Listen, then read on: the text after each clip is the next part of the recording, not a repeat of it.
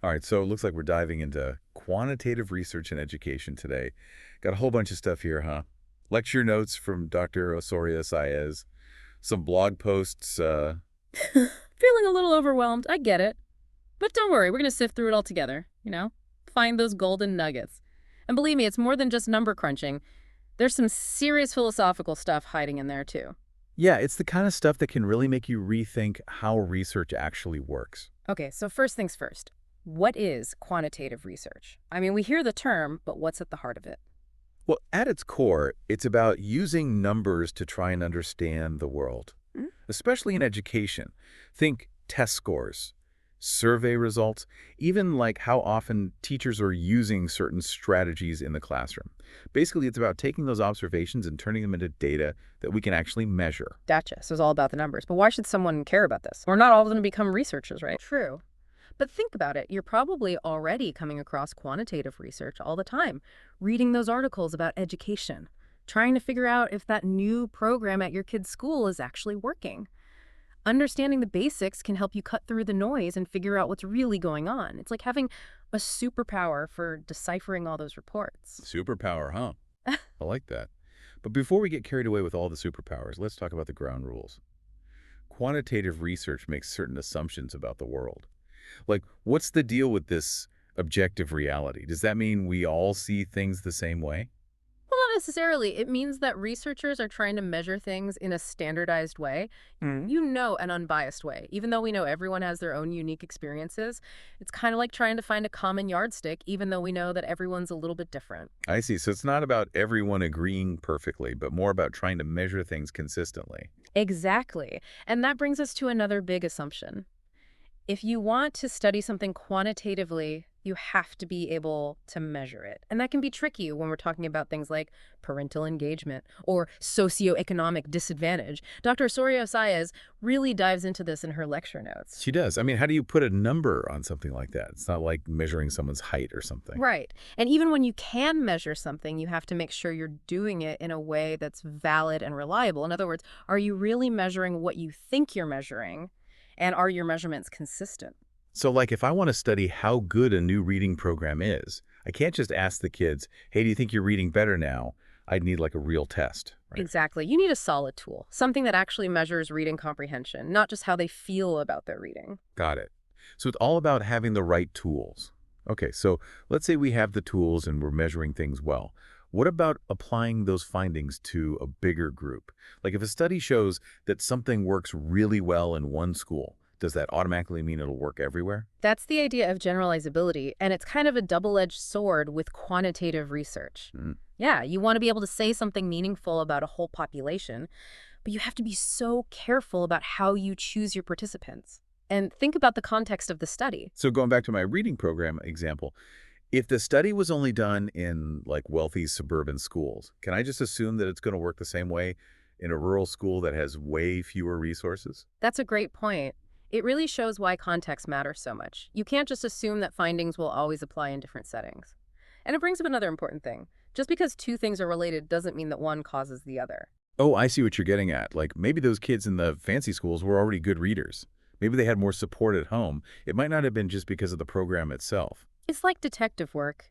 You have to look at the whole picture. That's where research design comes in, which we'll get to a little bit later. But before we go there, let's talk about these variables. What exactly are they? Yeah, those seem like they're the building blocks of all this number crunching. Well, you've got numerical variables, which are pretty straightforward. Think things like height, weight, test scores, anything you can measure with a number. And then you have categorical variables. Those are more about putting things into groups, like gender, race, or type of school. Makes sense. But Dr. Osorio Saez gets into all these different levels of measurement for those numerical variables, like nominal, ordinal, interval, ratio. Do we really need to get into all of that? It's helpful to be aware of them, but we don't need to get bogged down in the technical stuff. The main point is that how you measure something affects what kind of analysis you can do and what kind of conclusions you can draw. Right. Okay, but I do have one question that just popped into my head. Is the number of meals that someone eats per day a ratio variable? What if they're a snacker, like me? Does that mess everything up? Huh. You know how to keep things interesting, don't you? You're right, it does highlight how even seemingly simple variables can be more complex than they appear. But don't worry, researchers have ways of accounting for those little nuances. Okay, phew. I feel like we're starting to make some real progress here. We've covered a lot of ground, the basic definition of quantitative research, some key assumptions, those tricky variables, and we even touched on the importance of good measurement. So where do we go from here? Well, now that we've got a good foundation, I think it's time to look at how this all plays out in the real world. Let's look at some examples of how quantitative research is used to tackle actual problems in education. That's where things get really exciting. Sounds good. I'm ready. Let's dive in. Remember how we were talking about quantitative research being like detective work, Using numbers to find clues about how things work in education? Yeah, it's starting to feel less like a scary math problem and more like a cool mystery novel. Exactly. And like any good mystery, we need to look at some real-world cases. See how those clues come together. Okay, so where do we start? What kind of mysteries are quantitative researchers tackling these days? Well, one of the big ones has to do with class size. That age-old question of whether smaller classes actually help kids learn better. Right, like that Tennessee STAR study Dr. Osorio Saez mentioned. Hmm? That was a pretty big deal, wasn't it? Huge. It followed thousands of students Yeah. over years and found that those in smaller classes, especially in those early grades, did better academically. We're talking kindergarten through third grade, when those really important foundational skills are being built. So it's not just about having fewer kids in the room, it's about catching them at the right time. That seems to be a key takeaway, and this study wasn't just some theoretical thing. It actually had an impact on policy decisions. A lot of schools started trying to make classes smaller, especially in those early grades. Wow, so this research actually had real-world impact. That's pretty cool. Yeah, it shows how powerful a well-designed study can be. But of course, there were debates and complications like, can we really say those results apply to every school? What about schools that can't afford to just hire a bunch of new teachers to make all the classes smaller? Right, because smaller classes means more teachers, which means more money. So it's not a simple fix. Exactly. It's a perfect example of how research can inform those policy decisions. But it's not always a clear path from the findings to the solutions. There are always trade-offs and other things to think about. So class size is one big mystery. What other educational mysteries are researchers trying to solve using quantitative data?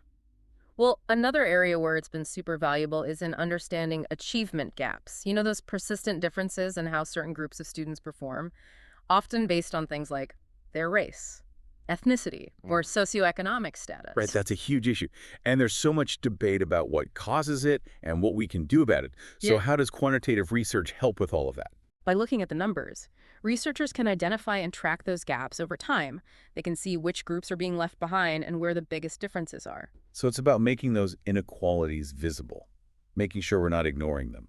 Absolutely. And that data can be a powerful tool for pushing for change and making sure schools are held accountable. It's pretty hard to ignore hard data. But I imagine numbers can't tell the whole story. Like, there are probably human factors and individual experiences that quantitative research might miss. You're right.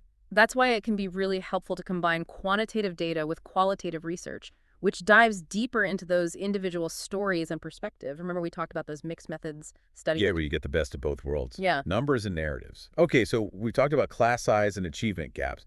What else are researchers looking at with this quantitative lens? Well, Dr. Osorio Saez also mentions research on teacher attitudes and beliefs, which is really important when we're talking about inclusive education. Right, because even if the policies are in place, if the teachers aren't on board, or they don't feel like they have the right training, inclusion isn't going to work. Exactly.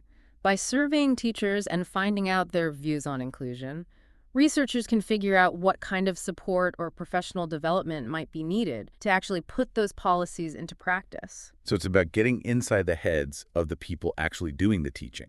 Yeah. And making sure the classrooms are truly inclusive for everyone. That's the goal.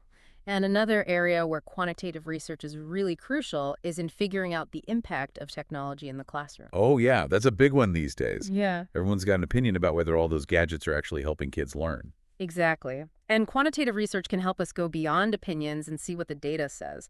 Like, are students who use those educational apps actually learning more? Does using tablets in the classroom really lead to more engagement? I'm seeing a pattern here. It seems like quantitative research is all about asking those tough questions and using data to get closer to the truth, even if it's messy sometimes. I like that. It's not about finding easy answers. It's about using a systematic way to get a clearer picture of what's actually happening. And it's not just about those big national studies either. Remember we talked about secondary data analysis? Yeah, where you take data that's already been collected and use it to explore new questions. It's like a treasure hunt through old spreadsheets. Right. And even something as simple as a well-designed survey can be really powerful. Like, let's say you're a principal who wants to know how parents feel about a new after-school program. You can send out a survey, get all those responses, and boom, you've got some real data to work with. Exactly. And that data can help you make decisions about the program, like maybe make some changes based on what parents are saying, or even figure out how to use your resources better. I'm starting to see how useful this kind of research can be at all levels, from big decisions about policy down to what's happening in individual classrooms. That's what I love about it. Quantitative research isn't just for academics. It can be a really useful tool for teachers, principals, policymakers, basically anyone who wants to understand and improve education. This has been so interesting. I'm starting to see quantitative research in a whole new light. It's not just a bunch of numbers. It's a way to make sense of things and actually help students. I'm glad to hear that. But we've only scratched the surface here. There's another whole layer we need to explore, the philosophy part. Remember those assumptions we talked about? Well, they're not just abstract ideas. They actually shape how research is done and how we understand those findings. Well, that sounds interesting. I'm ready to dive deeper. All right, so we've talked about what quantitative research is, and we've seen how it's used to tackle some of those big questions in education. But now I'm really curious about this whole philosophy thing. It sounds like there's more to it than just, numbers and data. There is. Remember those assumptions we were talking about earlier, like objective reality and generalizability? Well, those are actually based on some pretty specific philosophical ideas about how we even know anything. And those ideas have a big influence on how research is done. Okay, so it's like there's this whole other level of thinking behind the research itself. Exactly. And one of the most influential philosophies when it comes to quantitative research is called positivism. Basically, it says that there's a real world out there. It exists no matter what we believe or think. And we can use science to uncover the truth about that world. So it's like how gravity works, whether we believe in it or not. Perfect example. Positivists think we can study things like education in the same way. Using really careful observation and measurement to find those objective truths, just like a scientist in a lab. But earlier we were talking about how everyone you know brings their own experiences and perspectives to the table. Doesn't that make it hard to be completely objective? That's where post-positivism comes in. It's like positivism, but with a little twist. It still values objectivity, but recognizes that it's probably impossible to be totally unbiased. I mean, we're all human, right? Right. So it's like we're trying to be as neutral as possible, but we also know that we might have some blind spots. Exactly. And that's actually led to more of an emphasis on being transparent about the whole research process. Like researchers should explain how they did their study really clearly and acknowledge any biases they might have. That makes sense. It's like they're saying, hey, we did our best to be objective, but here are some things that might have influenced our findings. So, keep that in mind. Exactly. Now, both Dr. Osorio says and that blog post hinted at some alternative philosophies, ones that kind of challenge those core assumptions of positivism and post-positivism. Oh, really? What are they saying? Well, some researchers argue that trying to quantify human experiences like learning or teaching is problematic. They say that reducing those complex things to numbers just oversimplifies them, and you miss out on some of the nuances. So it's like trying to describe a beautiful painting, but just measuring its size and listing the colors. Yeah, exactly. You lose all the emotion and meaning. And there are also critiques of that idea of generalizability. Some researchers say that context matters so much that trying to apply findings from one study to another is just too risky. Like just because a teaching method works in one school doesn't mean it will work in another school with a different set of students and resources. Exactly. So these alternative philosophies aren't saying that quantitative research is bad or useless. They're just pushing us to be more critical and thoughtful about how we use it. It's like they're saying, hey, these methods are powerful, but let's not forget about the human element. Right. It's about using the right tools for the job and realizing that no single approach has all the answers. This whole philosophy discussion has been really eye-opening. It makes you realize there's so much more going on beneath the surface of research than I ever thought about. It's like anything else. The more you learn, the more you realize there's even more to learn. So true. So where does all this leave us? What's the future of quantitative research in education? That's the million-dollar question, isn't it? Will we see positivism and post-positivism continue to be the main driving forces? Or will these other perspectives start to gain more traction? How can we make sure that quantitative research is used ethically and in a way that really benefits students? Those are some big questions, Yeah, but it seems like we all have a part to play in answering them. absolutely. Whether you're a researcher, a teacher, a parent, or a student, being aware of these different philosophies helps us all be more critical of research and ask those tough questions. Well, this deep dive has been anything but shallow. We've gone from basic definitions to like the philosophical foundations of a whole field of I research, think we both learned a lot. for sure. And to everyone listening out there, remember, knowledge is a journey, not a destination.